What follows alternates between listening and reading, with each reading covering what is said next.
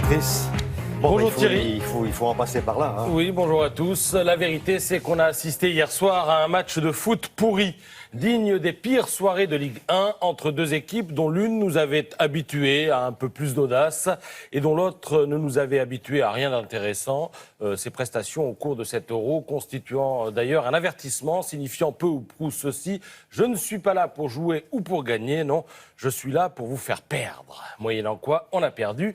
Et quand le Parisien titre « Ce n'était pas notre jour », on a envie de répondre « Et ce n'était pas non plus le jour du football » qui, à l'arrivée, accorde donc ses faveurs à des Portugais sans génie mais réalistes, pour reprendre la formule de Jérôme Casadieu qui signe l'éditorial de l'Équipe où chacun aura reconnu à la une l'homme sans visage en la personne de Paul Pogba.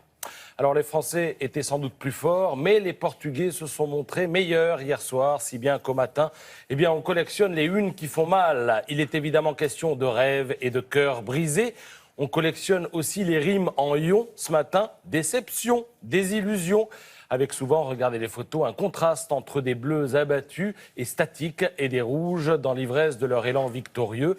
Le foot a ceci de particulier qu'il peut être aussi cruel. C'est ce que retiennent pour leur part des journaux comme La Dépêche du Midi ou L'Union, journal qui préfère donner à la une tribune à la tristesse des supporters. Elle est peut-être esthétique et belle, cette tristesse. Vous voyez le visage de cette jeune femme qui sanglote dans le drapeau tricolore. D'ailleurs, les supporters ont quelque chose à dire à leur équipe et ce quelque chose, on le retrouve à la une de journaux comme l'Écho de la Haute-Vienne, l'Écho républicain ou la Charente libre.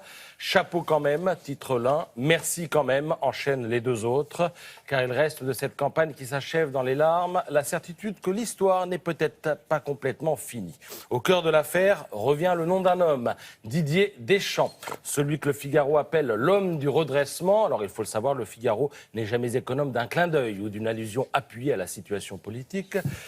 Donc l'homme du redressement est un bâtisseur. Il a, selon Martin Couturier, réussi son Euro, ouvrant grand les rêves de succès dans 2 ans à la Coupe du Monde en Russie.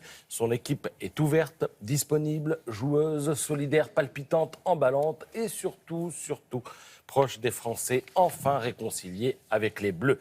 Avec les Bleus et, j'ajouterai, avec les journalistes. Il n'est qu'à lire les éditos pour se persuader qu'on est peut-être, malgré ce que le Télégramme appelle le coup de massue d'hier soir, aux prémices d'une belle histoire. Ici et là, on a foi en la génération Griezmann qui, lirez-vous dans l'Équipe, pourra se réconforter en se disant qu'elle dispose de leaders d'avenir et d'une jeune génération forcément revancharde.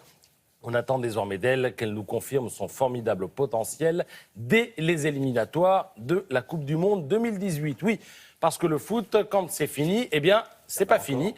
Les éliminatoires, c'est dans quelques semaines. D'ici là, on ne lâche rien, car ces Bleus, dont l'humanité nous clame à la une qu'ils gagnent à être aimés, ne doivent pas faire oublier l'essentiel. Non, on ne lâche rien. On ne lâche rien sur la pelouse, on ne lâche rien sur le bitume. Ça, c'est l'édito collector du jour pour finir.